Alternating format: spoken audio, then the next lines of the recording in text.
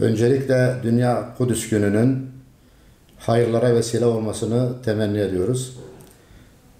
Ve öncelikle şunu belirtmek gerekiyor ki Mescid-i Aksa, Kudüs, Müslümanların ilk kıblesi ve akideyi bir sorunudur. Mescid-i Aksa'yı sadece bir toprak parçası, bir mülkiyet olarak algılanmaması gerekiyor. Kur'an-ı Kerim'in ifadesiyle etrafı mübarek kılınmış mübarek bir beldedir. Dolayısıyla tarih boyunca birçok peygamberin ayak izine şahitlik etmiş önemli bir harem-i şerifimizdir. İki harem-i şeriften sonra üçüncü olarak Kudüs anılmaktadır. Bu nedenle Kudüs Müslümanlar açısından önemli bir yere sahiptir. 1948 yılında İslam düşmanı devletlerin desteğiyle kurulan İsrail, geçmişten günümüze kadar çeşitli kumpaslarla Müslümanların canlarına ve mallarına kastetmeye devam etmektedir.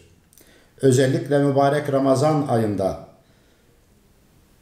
Mescid-i Aksa'ya yaptığı baskınlarla birçok genci, kadın, çocuk demeden katletmekte ve en yakın bir zamanda yine ses bombalarıyla, plastik mermilerle 400'e yakın Müslümanın yaralanmasına vesile olmuştur.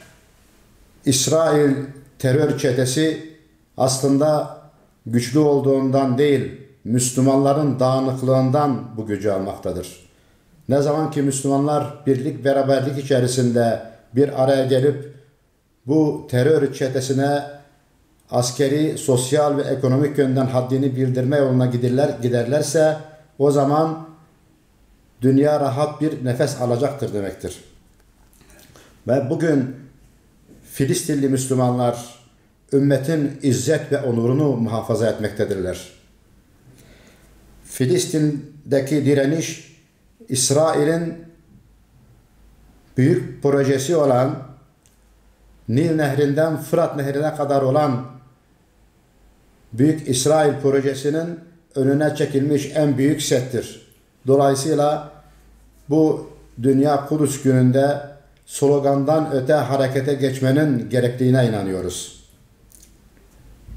Geçmişten günümüze kadar mübarek Mescid-i Aksa'nın kurtuluşu için mücadele eden tüm Müslümanlara, tüm direniş hareketlerine ve gelecekte bu minvalde mücadele edecek olan tüm Müslümanlara şimdiden selam olsun diyoruz. Öncelikle bu fonu oluşturmamızın ana temellerinden bir tanesi şudur ki Kudüs'ün başta da belirttiğimiz gibi bir toprak parçası olmadığını, Müslümanlar için evrensel bir anlayış kazandırma açısından, bir bilinç oluşturma açısından bu fonu oluşturduk.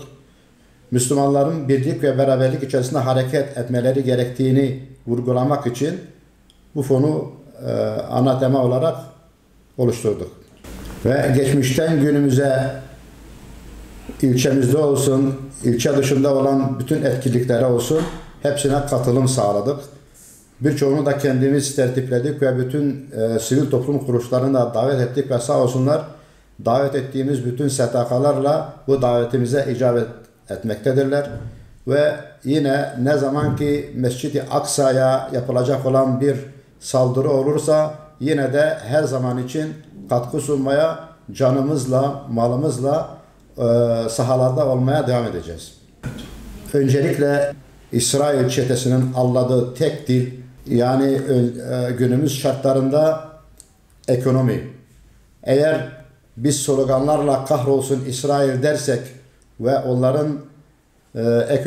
onlara ekonomik yönden büyük katkı sunan mesela Coca-Cola gibi diğer materyalleri sofralarımızda, evimizde bulundurursak biz kendi kendimizle çelişiyoruz demektir. Dolayısıyla öncelikle onların anladığı dilde ekonomik olarak onları en alt seviyede çökertmek amacıyla bir harekete geçmenin zamanı gelmiştir artık diyoruz. Özellikle devletlerin buna el atması lazım. Tabii ki halkın tepkisi de önemlidir. Fakat özellikle devletlerin İslam ülkelerinin harekete geçmesi lazım. Askeri, siyasi ve ekonomik yönden mutlaka İsrail terör çetesine bir yaptırım uygulanması gerektiğine inanıyoruz. Aksi takdirde halkın yaptığı sadece sözde kalır. Bu da onlara caydırıcı bir duruma getirmeyeceği kesindir.